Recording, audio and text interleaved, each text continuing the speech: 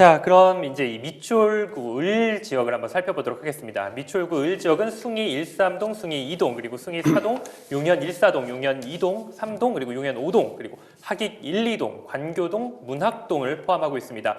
먼저 이 예비 후보자 명단을 살펴보면 더불어민주당의 남영희 대통령 전 비서실행정관 이 출마 예비 후보로 이 출사표를 던졌고요. 그리고 전 미추홀구청장인 이 박우섭 이 예비 후보도 이름을 올렸습니다. 그리고 전 이천교통공사 사장인 박규홍 예비 후보도 이름을 올렸고요. 자유한국당에서는 윤상현 현 의원이 이 출사표를 던진 상황입니다. 그리고 국가혁명배당금당에서는 황창식, 나정심, 그리고 최재형, 이민호 예비 후보가 출사표를 던졌습니다. 자, 그리고 무소속의 장명화 이렇게 총 9명의 예비 후보가 등록이 돼 있는데요.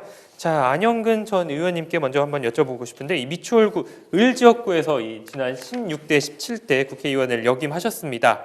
자, 미추홀구 을 이 전 의원으로 보시기에 어떤 상황이 펼쳐질지 판세를 한번 예상해 보신다면요.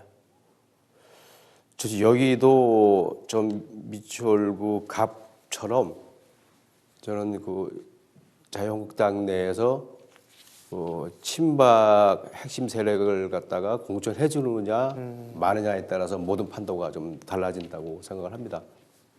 저는 그 아까 제가 이 미추홀 갑할 때도 이렇게 말씀드렸지만 네.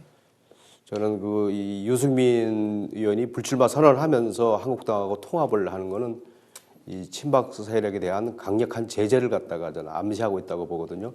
그래서 는 윤상현 의원이 공천을 받느냐 못 받느냐에 따라서 판도가 완전히 달라진다고 보고, 또 하나 설사 이 윤상현 의원이 공천을 받아서 출마를 하더라도 그 민주당 후보로 출마하는 박우섭 전 구청장 만만치 않거든요. 그렇죠. 워낙에 미추홀구에서 기반을 많이 다지신 분이기 때문에 구청장으로서 삼선을 했고 그런 그 이력이 있고 여러 가지 친화력이 있고 조직이 있기 때문에 저는 이 둘이 그냥 그대로 붙는다면 그야말로 볼만한 선거가 백중세다. 될 수 있다고 봅니다. 네, 지금 안 전 의원님 말씀처럼 이 친박계의 정말 실세 중에 실세였죠. 이 윤상현 의원이 사선 당선 여부 주목이 되는 상황인데요.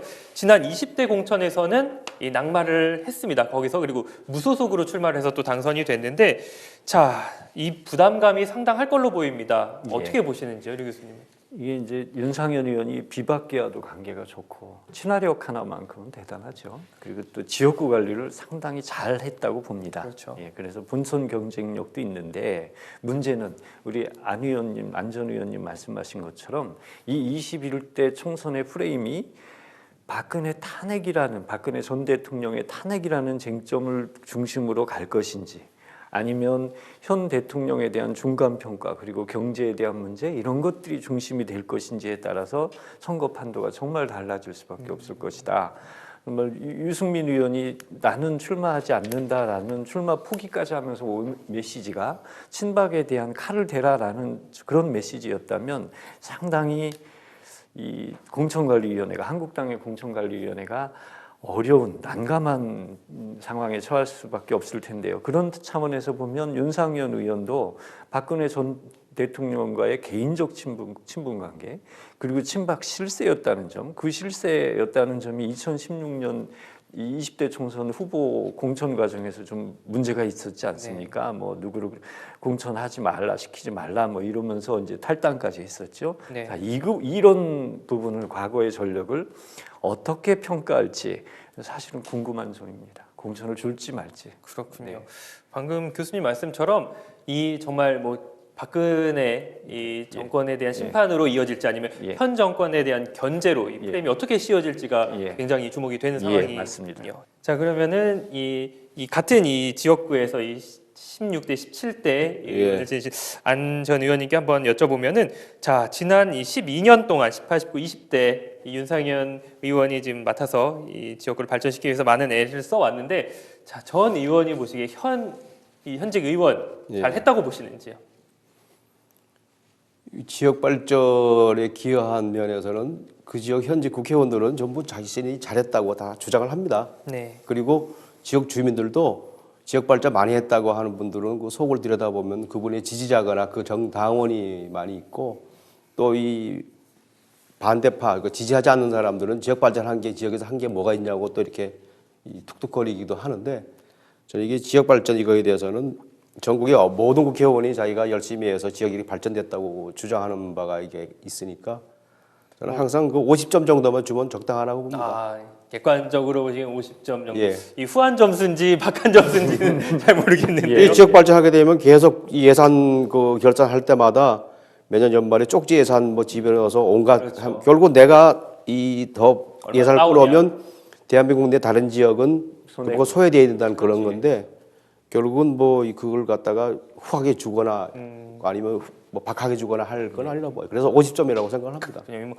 전국적인 관점에서 보면은 예. 뭐 이렇게 50점 정도로 예. 평가할 수 있겠다.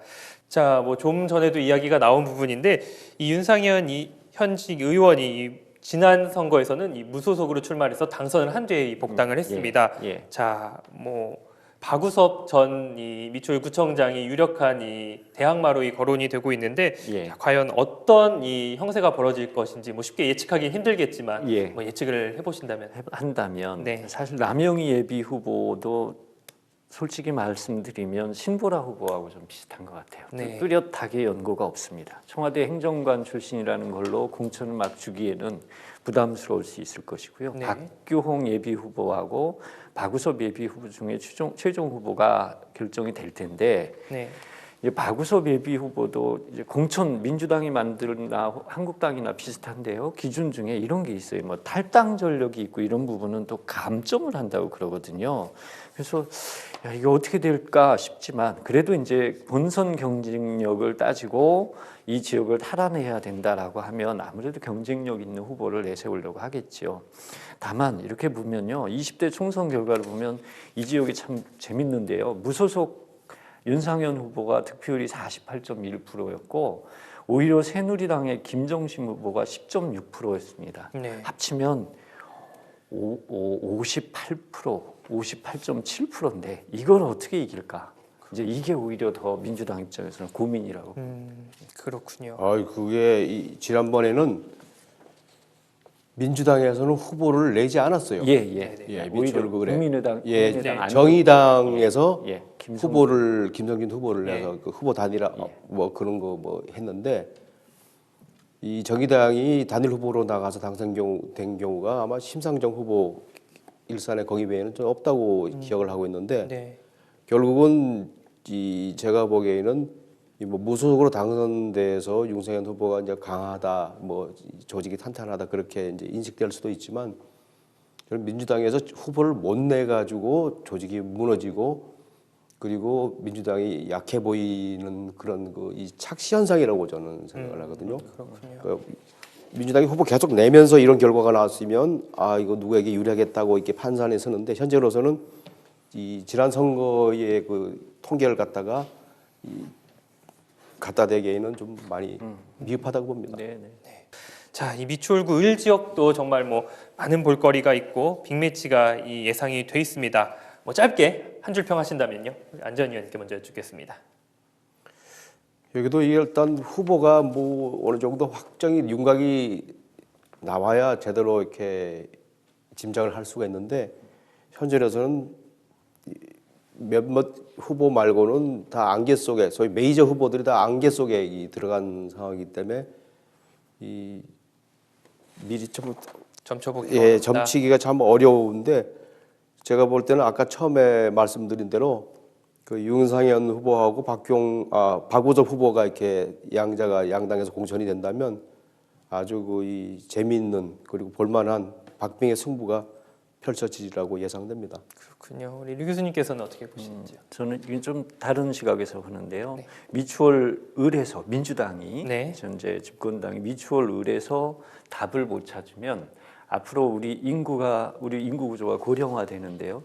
전체적인 앞으로의 선거 구도에서도 상당히 어려움을 겪지 않을까. 이 지역을 놓고 미추홀 을이라는 지역을 놓고 봤을 때 그래서 이 지역에서 미추홀 을에서 어떤 후보를 어떤 모양으로 내느냐가 앞으로 이제 22대도 되고 뭐 지방선거도 되고 이런 거를 바라볼 수 있는 민주당의 큰 방향을 찾을 수 있는 곳도 되고 잘못하면 어려워질 수 있는 그런 시험고대 같은 곳이라고 봅니다. 그렇군요. 뭐 민주당의 시험대 같은 곳이다. 뭐 인상 깊은 말인데요. 자, 오늘 이렇게 해서 이 21대 총선을 앞두고 인천 지역 13개 선거구, 오늘 미추홀구 갑, 을 지역을 살펴봤습니다. 다음 시사쇼도 기대해 주시고요. 저희는 다음 시간에 다시 찾아뵙겠습니다. 고맙습니다.